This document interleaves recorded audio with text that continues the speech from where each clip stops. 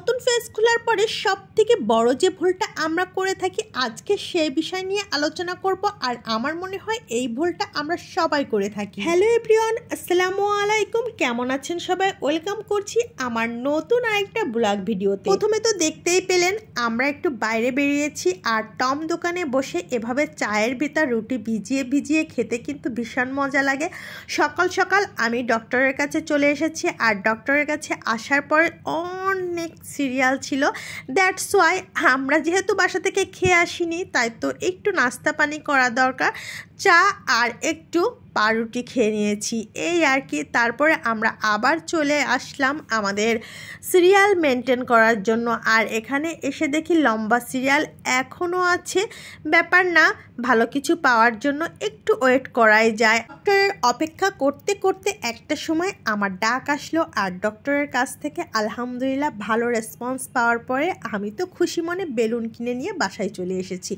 এবার আসা যাক কাজের কথায়। প্রথম অবস্থায় আমরা যারা পেজ খুলে থাকি তারা আমরা সো এক্সাইটেড হয়ে আমরা আমাদের আত্মীয় স্বজন বন্ধু বান্ধব রিলেটিভ যারাই থাকে না কেন তাদের ইনবক্সে কিন্তু আমাদের পেজের লিঙ্কটা শেয়ার করি, যেটা একেবারে করা যাবে না।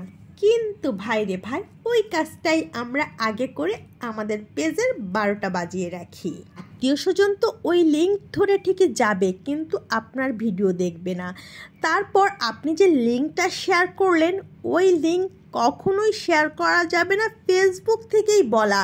আমরা না জেনেই এই ভুলগুলো করে থাকি। আপনারা যারা কিনা এই ভিডিওটা দেখছেন একটাবার মাথায় হাত দিয়ে চিন্তা করে দেখেন তো আপনি দিয়েছেন কিনা। আমার তো মনে হয় এই প্ল্যাটফর্মে যারাই কাজ করতে আসে তারা প্রথম অবস্থায় 2-1 দিয়ে থাকে। তাই তো আমাদের যেসব নতুন আপুরা ভাইয়ারা কাজ করছেন তারা যদি এই ভিডিওটা দেখে থাকেন আই হোপ এতটুকু উপকৃত হবেন যে এই কাজটা থেকে আমাদের নিজেকে বিরত রাখতে হবে। যাই হোক, কথা বলতে বলতে আমি কিন্তু এখানে মাছ রান্না করছি আর এটা ছিল কাতল মাছ। কাতল মাছ কিন্তু খুবই টেস্টি একটা মাছ। আর এভাবে কাতল মাছ রান্না করলে যতটা না মজা লাগে তার থেকে মজা লাগে হাতে মাখিয়ে রান্না করতে। আর একটা গুরুত্বপূর্ণ কথা বলবো, যারা কিনা ফলো দিয়ে আনফলো করছেন তারা কি জানেন যে ফেসবুক থেকেও বলা আছে যে ফলো দিয়ে কখনো আনফলো করা যাবে না। আপনি যদি ফলো দিয়ে আনফলো করেন ওই যাকে ফলো দিয়ে আনফলো করলেন তার পেজে আর পরবর্তীতে কিন্তু ফলো ব্যাক করতে পারবেন না। আর এই ফলো দিয়ে আনফলো কাজটা কিন্তু আপনার ছোট মন মানসিকতার পরিচয় দিয়ে। এই কাজ করেও কিন্তু আপনি আপনার পেজের সমস্যা সৃষ্টি করছেন। আপনি নিজেই বুঝবেন না যে এই ছোট্ট ছোট্ট কিছু ভুলের কারণে পরবর্তীতে আপনি কত বড় সমস্যায় পড়তে পারেন। যাই হোক, ভিডিও থেকে যদি আপনি কিছু শিখে থাকেন একটা শেয়ার করবেন আর কমেন্টসের মাধ্যমে জানিয়ে যাবেন। ধন্যবাদ।